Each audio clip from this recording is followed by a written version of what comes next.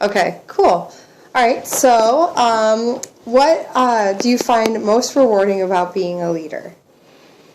Uh, I guess I would say, I don't know, I don't know if there's any easy answer, but being myself for one, so I don't try to be something that I'm not, or I don't try to be Sentwali. I'm different when I'm with students, or I'm different when I'm with administrators, or my staff, or my colleagues, and things like that. I try to be the same all the time. Obviously, I understand when I'm in different settings and different kinds of thinking needs to take place in response to what's going on with a particular meeting and who I'm with. But the core of who I am is always the same. So I try not to put on a facade. I'm always going to be Sentwali Bakari and not be something that I'm not, or try to pretend to be something different with students than I am. I'm going to be the same. So if I'm with President Maxwell sitting here, or whoever, and you know how I am with the alcohol task force, I'm going to be that same guy, depending on if there's board members or who's in the room. So like when you're at our board meetings, and I'm not, I mean, it's a different meeting, but I'm still Sentwali. Yeah. So if that makes sense. Yeah, definitely. So I enjoy that. I enjoy working with my colleagues in student life, and I enjoy being with the deans and our Dean's Council meeting, and I enjoy working with Provost Dr. D. Jones and all the others, and I enjoy working with the students.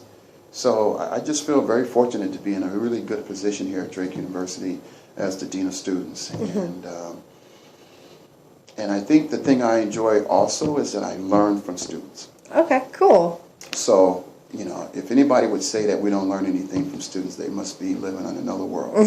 Because our students are so smart, very bright, very capable of doing so many things, and have great ideas that every day you walk away and think of, you just learn from students all the time. And Cool. I think that's a really exciting part about my job as being in a leadership role, that I'm smart enough to know I don't have all the answers, and that the good answers can come from anywhere. It comes from students, it comes from my colleagues.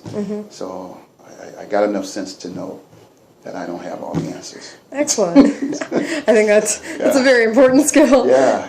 Has there ever been a time when you haven't succeeded, and this principle of not taking yourself so seriously has carried you through it?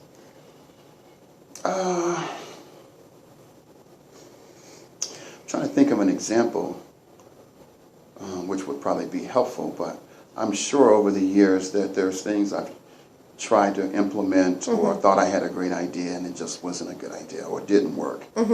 I know that's the case, and I'm trying to think of what I know, some example that would be helpful, and I can't think of anything right now.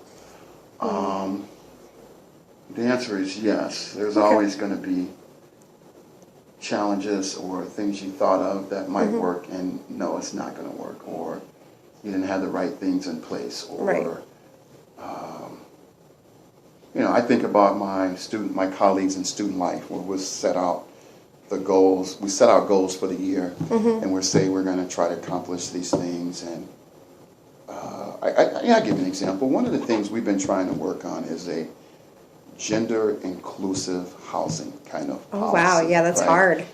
And I've had meetings with students, with student life staff, and we're going now into our second year, and we still don't have a policy. We've delayed it, and we thought about, if any student had a concern, we would accommodate them individually, of course. Right. But we just don't have anything that's a policy, and we've been talking about doing that for a while. And so we're making some traction. We just had a conversation briefly with legal counsel about doing that. So we're going to get something in place, but we've set the year out with trying to do that, and it hasn't happened yet. Okay. Now, it's not the end of the world, but Right. it's something that we want to do, and it just hasn't happened. And as the leader of my division, I just haven't made it happen, and it needs to happen, and we need to work on that. I guess that's an example of where we set out with a goal and we didn't achieve it. Okay. But how did the rule number 6, which is not taking yourself so seriously, how does that help you feel like you can progress or learn from this better? Well, I think maybe it's because I know that we have good people with a good heart and good attitudes and that are inclusive in the things that they do, that we still would be able to help students and accommodate students even if we don't have a policy in place. So I don't beat myself up too bad about it, but at the same time, I think we like to put something institutionally in place that people can see that we have given serious thought to this and that we're going to accommodate students, but have a policy in place. I guess. And we take that serious. I do. I take it serious. On the other hand, I'm not beating myself up too bad about it because I think we still are able to accommodate students even without the policy, I suppose. Okay. Cool. I'm not sure if that gets at that. No, you Okay. definitely got it. Okay. Let's see. How do you find balance between knowing when to take things seriously and when not to take them seriously? You kind of touched on that in your last answer. Yeah, I think of that Twitter account, a fake Twitter account that said Sentwali Bacardi, playing off the liquor or rum, I think it's, Bacardi. And my safety spring break message where they took things out of the message and made fun. And whoever did it in a fun, lighthearted way. They didn't cross the line. And you could have other administrators perhaps that had gotten really ticked off about someone doing that. Yeah.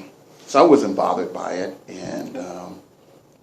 And that's when you have to not take yourself that serious to the point where you're going to get so frustrated, go try to figure out, Yeah. I have so many other things going on here that I've got to work on that it would have been foolish for me to exert any energy in trying to figure that out. I just chuckled along with it, and it might even it's been taken down now, I think, but I did not take that serious. I did not take myself serious to the point that students can't make fun and make fun of their dean. Yeah. And I didn't take it serious at all. In fact, I kind of chuckled over it and Good.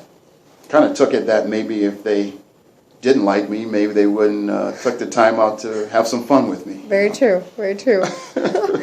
Okay, so what does not taking yourself seriously, our rule number 6, what does that really mean to you? What is the definition of that, or where does it best apply? I guess one, if you exert a lot of energy and taking yourself so serious, I think you'd be stressed out all the time. There'd be so much anxiety. In my job, so many things come up suddenly. I mean, I know you, because I know you're working in Res Life. Yeah. You're RHA, but are you an RA as well? I'm going to be an RA this coming year, yeah. So, but you know that life, that dealing with issues, crisis management, working with students, all kinds of things come up that if you're constantly trying to take yourself so serious and think you're that important, you're going to fail, for one. Yeah. You're going to be stressed out and all kinds of anxiety. And you'll be constantly thinking that way because you can't manage uncertainty. So I think you have to go with the flow at times. You can't come in thinking that you certainly can't think you're more important than other people. Right. Or that just because you're the dean of students and you have a PhD and you have some work experience and you're getting older and have gray hair now, a little bit, that you're above certain things and that you're that important. I mean, I have a responsibility. It's an important job, but it's not the most important thing. And so, I don't know. I think sometimes you just have to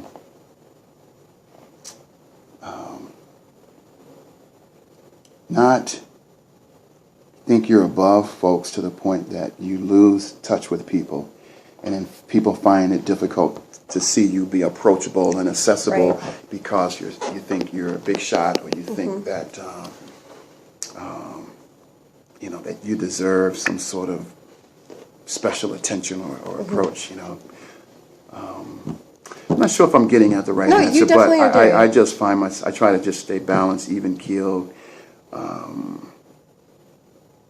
There are certain things that are very important issues that come up that you have to be very serious and focused and think strategic about addressing and finding solutions and things. And then there are things that you just can't get yourself too worked up and too concerned about because I think you'll just be stressed out and be disappointed.